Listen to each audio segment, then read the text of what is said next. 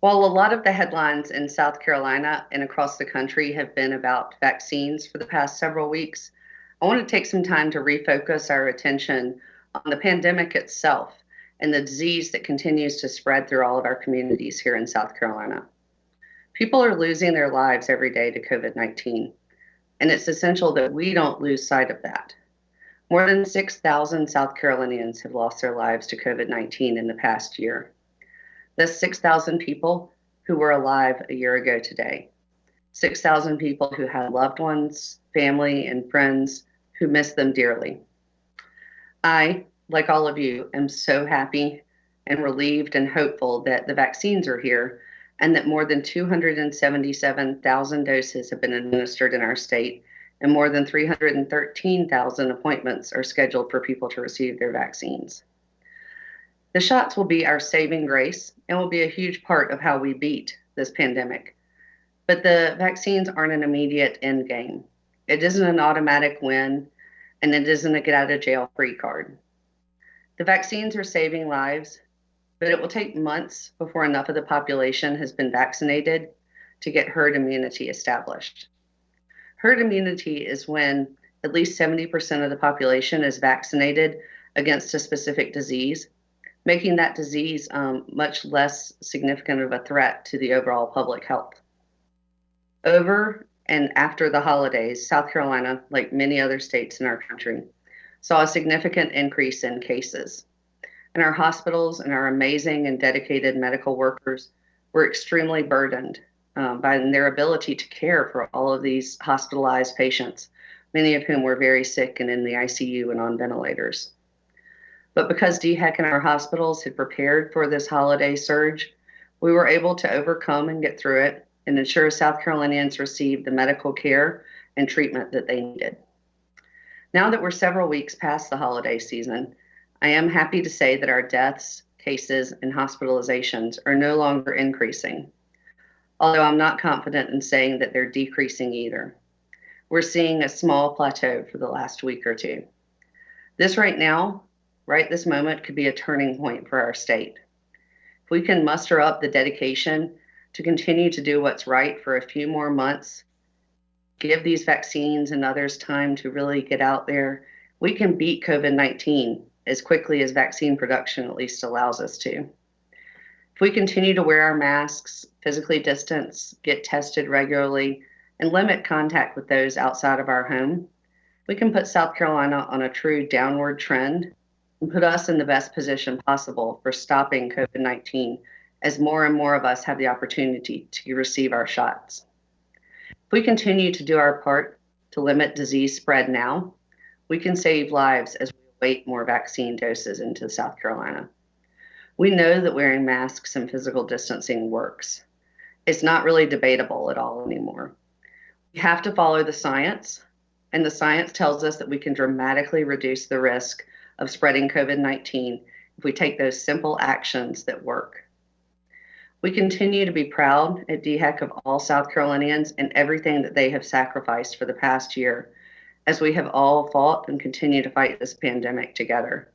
And I know they won't stop now. So please wear a mask, stay 6 feet apart from others, stay home if you're ill with any symptoms, wash your hands often, and continue to get tested. Thank you. Christy, back to you for questions. So Dr. Traxler, the first question we have is some facilities and hospitals are advertising that their vaccine clinics and drive-through events are for folks who are 65 and up. Seeing as how this is not in accordance with South Carolina's Phase 1A, how is this allowed? So DHEC has provided guidance to all of the vaccine providers in the state regarding the populations who are eligible for vaccination. And we continue to stress to providers that it is important to follow that guidance, which at this time consists of the long-term care facility residents and staff, healthcare workers, and those who are hospitalized over the age of 65 without COVID-19, and those who are age 70 and older in our state. This next set of questions is about Walmart. They recently announced that COVID-19 vaccination appointments at South Carolina Walmart locations are booked for this coming week. Do you have any details you can provide regarding the COVID-19 vaccinations that will be given at Walmart? And the first question also is the Walmart supply coming from the state allotment of vaccinations, and are you all partnering with them to administer vaccines in South Carolina? Sure. So it is coming from the state allotment of vaccines, but we have allocated part of that allotment to a federal retail pharmacy partnership. And Walmart, along with several other pharmacies, are receiving their Moderna vaccines directly from that partnership. Okay. And the second question related to this is, have COVID-19 vaccine administrations begun yet at Walmart in our state? Yes, my understanding is that there are 15 as of today that are activated and providing the shots. And just like to know how exactly this works. Do you know how people get appointments at South Carolina Walmart locations for this upcoming week via DHEC? Sure. So those appointments are made directly through the retail pharmacy partner at Walmart or other of the pharmacies that are in that retail pharmacy partnership with the federal government. We've seen reports from other states about people who smoke cigarettes being prioritized for COVID-19 vaccinations. Could you clarify if this is the case in South Carolina? And if so, does this apply to current smokers, people who smoked previously but still experience health impacts as a result, or both? And then lastly, is smoking considered an underlying health condition? So current smoking is, my understanding, current is on the list of conditions, underlying health conditions that the CDC has put out for which they have data that show that those individuals are at higher risk of severe illness if they were to catch COVID-19.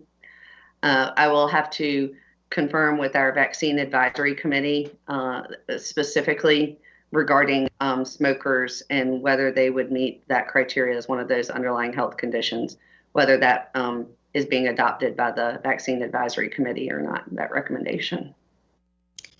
Can you talk some more about residency not being a requirement of the vaccine?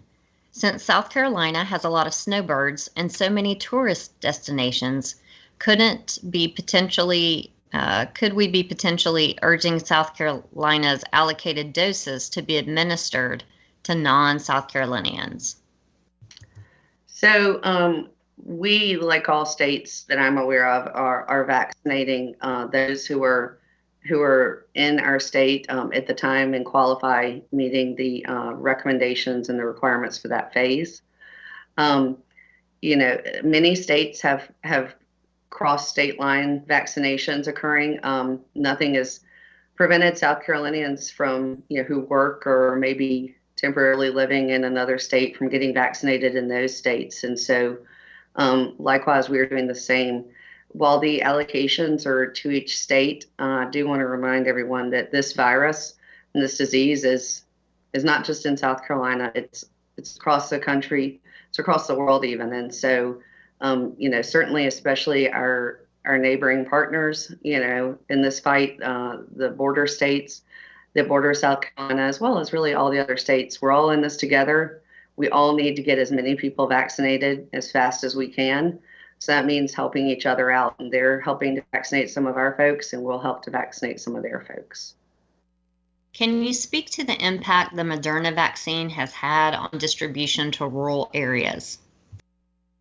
Certainly. So the Moderna vaccine becoming available to go be allocated in South Carolina outside of the long-term care facilities was a big step in terms of allowing for distribution into those rural areas. That's mostly due to the logistics of the Moderna vaccine. It does not require that ultra cold frozen temperature, so you don't have to have the really fancy freezers. Moderna can be stored at a standard freezer. And even further than that, it can be stable at refrigerator temperature for 30 days instead of 5 like the Pfizer. And then even a vial of it, once thawed out to room temperature, is good for 12 hours instead of 6. So it really logistically makes it much easier. Along with it comes in trays of 100 doses instead of 975. It can be sent out into these more rural areas much more easily. And that is our goal as we're trying to spread the Moderna vaccine coming into the state to as many areas and parts of the state to cover all of it that we can. Are you aware of the second dose of the vaccine causing stronger side effects than the first dose? And is this a normal expected response?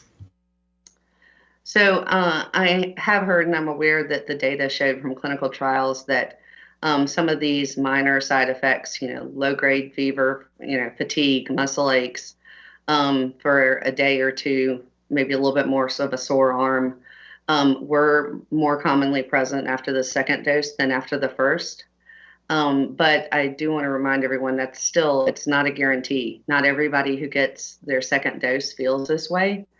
And even for those who do, it's a minor, uncomfortable feeling, of the symptoms for a very short period of time for getting protection from disease that could be worst case fatal. So I would not let that stop anybody from getting their second dose.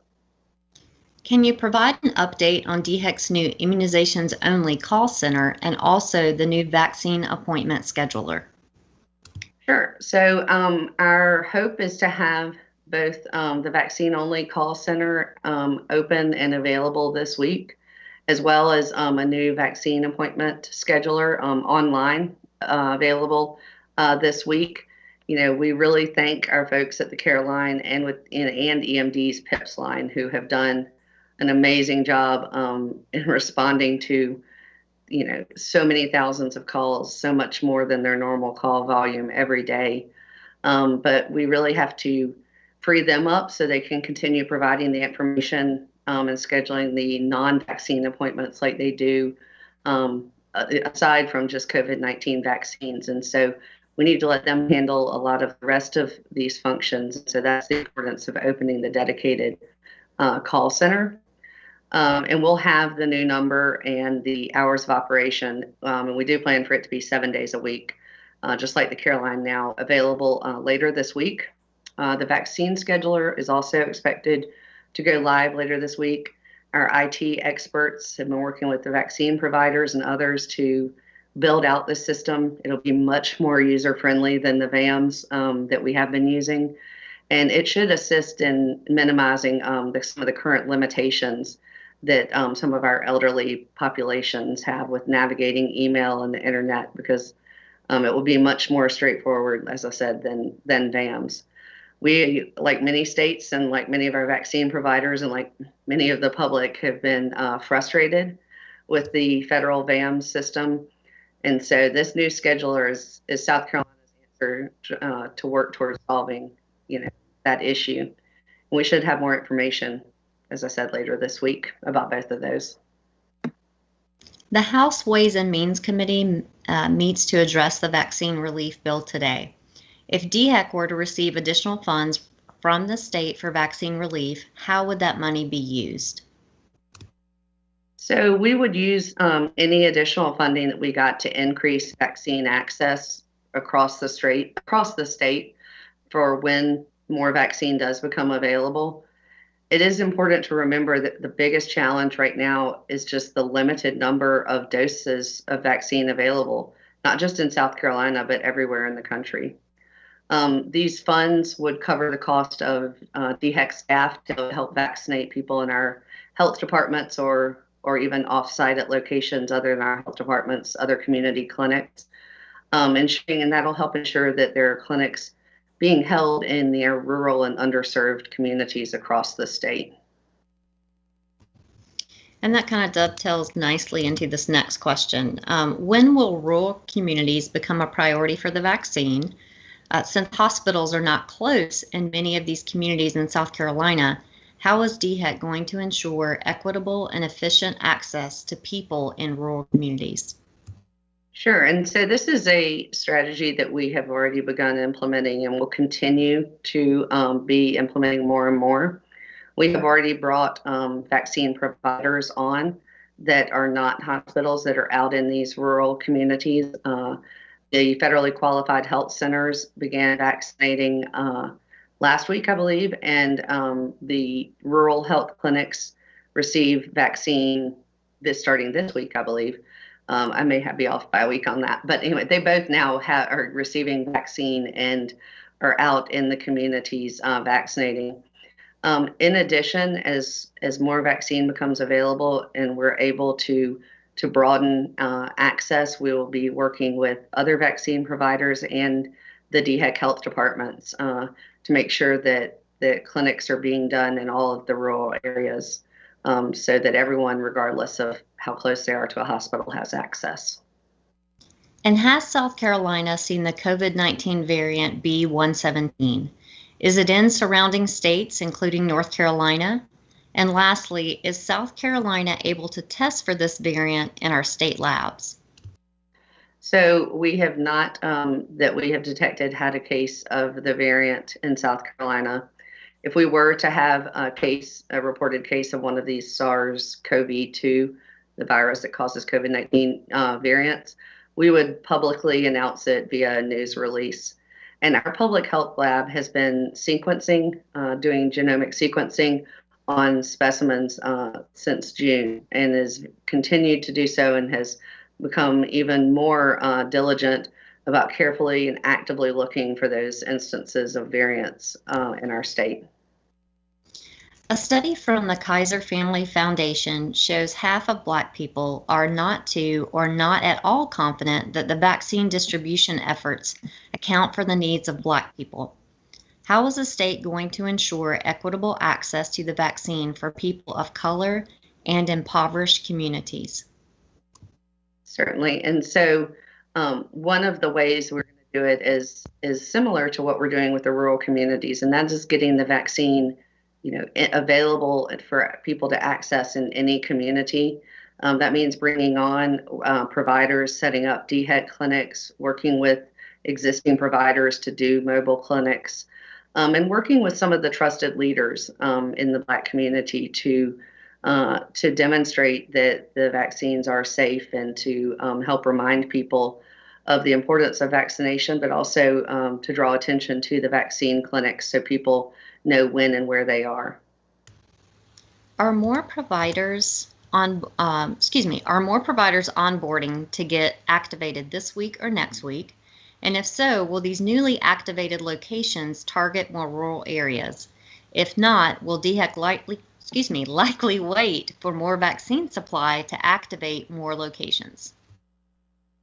So right now we are not planning to activate any additional enrolled providers this week, because again, the challenge isn't having enough providers right now. Right now we have more than enough enrolled providers. The challenge right now is the lack of available vaccine. As more vaccine flows into our state, then more providers will be activated to help administer doses. We are working with, as I said, the federally qualified health centers and those partners who are stepping up in our state, such as in the faith-based community, the business communities, to make sure that we're getting vaccine into places like these rural and underserved areas that don't have current access. What does the data show in terms of how long immunity lasts after receiving the vaccine? So that is still being studied, and so we don't have any additional information at this time to know, how long it lasts, and of course, what happens with the mutations of the virus itself would also determine if we needed additional shots, such as an annual one like the flu shot. So it'll be a matter of not only how long the immunity lasts, but also whether the virus changes enough to need changes to the vaccine. And if a person is diagnosed with COVID after receiving the first shot, do they have to start the series over or just get the second shot after their acute stage of illness? They do not have to start the series over again. They do need to be completely improved and their illness have resolved, and certainly have been released from isolation from their acute illness of COVID-19 before they get their second shot. But again, they don't have to restart. They don't have to go back and take the first shot again. Okay. And this is a sort of a long three-parter here. How does DHEC decide on the allotment of vaccines to each provider across the state? If a provider can administer more vaccines per week than other providers, are they provided with a greater allotment of vaccines? And finally, will DHEC be allotting more vaccines to Prisma Health this week, since they said they are working to administer 10,000 vaccines a day? So until 2 weeks ago, we were getting the requests that were coming in from hospitals and other providers. Based on the amount of vaccine that we had coming into the state, we were able to nearly fulfill all of those requests, which do range in size based on the capacity and the number of staff, number of people in that community that are phase 1A, the requests from the hospitals and other providers. Beginning 2 weeks ago, we saw a significant increase in the amounts of vaccines that were being requested, whereas the number of doses coming into the state still was the same as we'd been getting in previous weeks. So for the last couple of weeks, we've been able to only fulfill a portion of every facility's orders. But our DHEC board is going to be meeting tomorrow, and we'll be presenting some models to them for how to allocate vaccine, and they will be helping to work with us to determine the best allocation method going forward. And that would start with this week's allocation. How many vaccines did DHEC receive this week?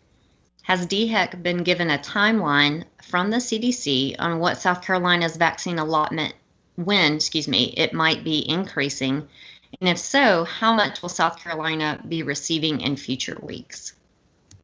Certainly, and I'll have to ask Christy, I'll have to get you the exact number because I don't have it pulled up right in front of me, but we got, as usual, between 60 and 64,000 first doses this week. We also received a similar number of second doses. So just to be clear, 60 to 64,000 first doses and 60 to 64,000 second doses. We have not been given a timeline from the CDC at this point. We've been told to expect to keep receiving what we've been receiving for the foreseeable future. So I don't have any predictions for when it does increase by how much it would. And can you tell us more about the Johnson & Johnson trials, and when do you think an EUA, emergency use authorization, will be issued? Sure. And so what I'm hearing about those is what I suspect you all are hearing, what is become publicly known out there, and that is that they are looking very good, but they are and they're getting very close to being able to see their data to the independent data review board, being able to say, okay, we've got what we need. You can apply for your emergency use authorization now. So I don't have any insider knowledge on it, but what we have been hearing is that they could be applying in the next number of weeks for their EUA. And then it would go through the process with the FDA's committees and the FDA authorizing the EUA. Okay. And this is sort of a follow-up to that. How would having another vaccine like the Johnson & Johnson one help the state? And who do you all plan to use that vaccine for? So whether it's the Johnson & Johnson one or any other brand's vaccine that were to come on, certainly the more vaccines that receive an emergency use authorization, then that means the more vaccines will be flowing into South Carolina. And so we can allocate more out to all the vaccine providers, and more people can get shots in their arms every week. So certainly additional vaccines coming on board would be very beneficial for the amount of vaccines we're getting. In regards to who we plan to use that vaccine for, we will be awaiting the guidance initially from the Advisory Committee on Immunization Practices, that CDC committee, ACIP, that will make the decision in terms of the ages and which populations, if they, for the others, for example, for Pfizer, they said adults 16 and older. For Moderna, they said 18 and older. So for Johnson & Johnson, we would be waiting to see what their guidance is and what the data shows, whether they show that there's any specific subpopulations that it performed better or not as well for. And so we would take that all into consideration when determining exactly which populations in which to use the J&J vaccine. Okay, and this is the last two-part question. Before I turn it over to live Q&A, when will we know more about who is in phase 1B, and will consideration be given to those with mental or physical disabilities? So I anticipate that that we will be working with the Vaccine Advisory Committee, here within the next week or two to finalize more, or to provide more detail, at least, about the phase 1B populations. And so at this time, I can't speak to whether or not consideration, or whether or not, I should say, whether or not anyone with disabilities would be on the list or not. We'll be getting the recommendations from the Vaccine Advisory Committee and then reviewing and discussing those. Chris Joseph, can you please ask your question? Hey, Dr. Traxler. So this morning news broke that Moderna was testing a booster over concerns that its vaccine was less effective to the South Africa variant. From your perspective, how concerned should South Carolinians be who have already gotten the Moderna vaccine that it could be proved ineffective, and should they be preparing to get a booster? So right now, we have not seen any evidence of the South African variant in South Carolina or really this region of the world. So I would say that I am very glad that Moderna is being proactive and is working on this. But at the time, it is really important for everyone in South Carolina to focus on getting one of the two vaccines that's available right now, either the Pfizer or the Moderna. One advantage to these two vaccines is that the type of vaccine they are, the mRNA, can be fairly easily, considering, I guess, how easy it is in other vaccines, but can be fairly easily adjusted to account for different mutations and different variants. So, but right now, the main thing, I mean, as far as we know, the only thing circulating around in South Carolina is your standard COVID-19 virus, the SARS-CoV-2, and we know that both vaccines available in the state are very effective, 94 to 95% so, against that strain of the virus. Vanessa, please ask your question. Thank you. I just had a follow-up to your response about, some of the second dose reactions. I don't want to say reactions because they're essentially kind of a normal bodily response, possibly being stronger. Why do you think that is? I know you mentioned previously in one of these briefings that, first dose, second dose kind of have a different biological action within the body. Could that play a role in that? And sorry, I think you're breaking up on me a little bit, but I think you're asking if I had any understanding for why maybe you're more likely to have some of these side effects from the second dose than the first. Is that? Yes, okay. Please.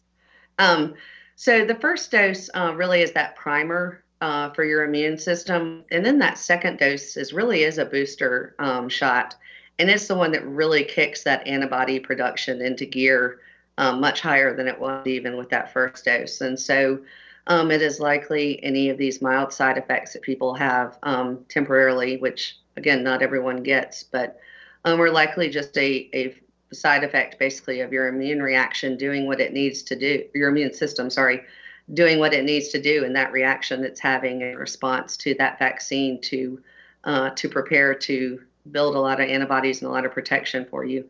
This is not these are not vaccines that use any part of the actual, or use the actual virus like a live or a killed version of the virus. So you cannot get COVID-19 from either of these vaccines. And Kaylin, can you ask the last question for today's media briefing, please?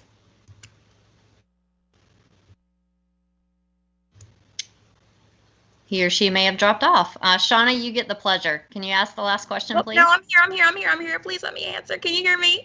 Yes, we can. Go ahead, Kaylin. Thank you so much. Dr. Traxler, there's been a lot of confusion from folks who are trying to schedule that second dose appointment. I know you've touched on this quite a few times. People are saying they're being asked to go online and try to schedule it through the VAM system, but it's unclear if the VAMS even knows that they're scheduling their first or their second, and they don't know, will the provider know if it's first or second? So that's my first question to you. how do they go through that process if you have a general idea? And secondly, folks who attended that DHEC site at the fairgrounds January 15th, they have been having some confusion on how to schedule the second appointment. What are you guys doing to help those folks out? Certainly. And so as to your first question, what I understand from VAMS, and this I will tell you is from my experience, even in using it to schedule mine, it would not let me, somehow it knows which dose you're scheduling, because it would not let me schedule before enough time had passed for me to be receiving my second dose. So I don't know that it necessarily knows which appointment specifically is first or second dose, but it won't let you book it too early. If people are having difficulty with the VAMS and with scheduling their appointment on there, then we really encourage them to reach out to that vaccine provider where they got their first dose and ask for some assistance. And we're really encouraging those vaccine providers, first of all, to provide their second dose appointment when people are leaving their first dose, but also if people have already received their first dose, to work with them to help get them in to receive their second dose on time. And then as to the fairgrounds, we will have to follow up with that when we will be providing obviously second doses, but in terms of the details of it, we'll have to get those and follow up with you.